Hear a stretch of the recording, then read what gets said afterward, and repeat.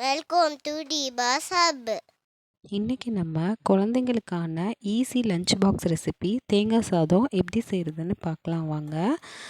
இந்த தேங்காய் சாதத்துக்கு தேங்காய் எண்ணெய் யூஸ் பண்ணிங்கன்னா ரொம்ப டேஸ்ட்டாக இருக்கும். 1 டேபிள் ஸ்பூன் அளவுக்கு தேங்காய் எண்ணெய் சேர்த்துட்டு 1/2 டீஸ்பூன் அளவுக்கு கடுகு, 1/2 டீஸ்பூன் அளவுக்கு உளுந்தம்பருப்பு, அப்புறம் 1 டீஸ்பூன் அளவுக்கு கடலைப்பருப்பு இதெல்லாம் சேர்ந்து நல்லா பொரிஞ்சதும் 10 முந்திரி போல் சேர்த்துருக்கேன்.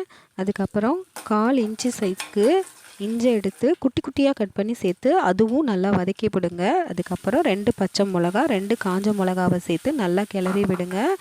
உங்கள் காரத்துக்கு ஏற்ற மாதிரி பச்சை மிளகா சேர்த்துக்கோங்க. இது கூடவே கொஞ்சம் கருவேப்பிலையும் சேர்த்துக்கோங்க. சேர்த்து பொரிஞ்சதும் இதில் 1/2 கப் அளவுக்கு ஃப்ரெஷ்ஷான தேங்காவை திருவி எடுத்து வச்சுருக்கேன். ஃப்ரெஷ்ஷான தேங்காயில் செய்யுங்க, அப்போ தான் தேங்காய் சாதம் நல்லாயிருக்கும். அதை இதில் சேர்த்து நல்லா கிளறி விடுங்க.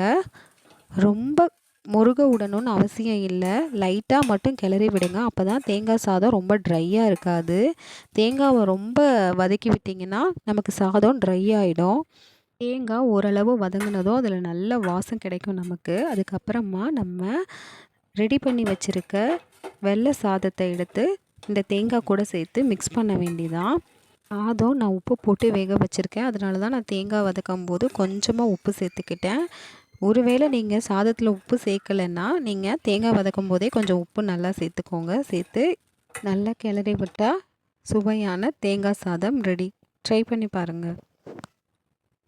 இந்த வீடியோ உங்களுக்கு பிடிச்சிருந்துச்சுன்னா லைக் பண்ணுங்கள், ஷேர் பண்ணுங்கள், சப்ஸ்கிரைப் பண்ணுங்கள்.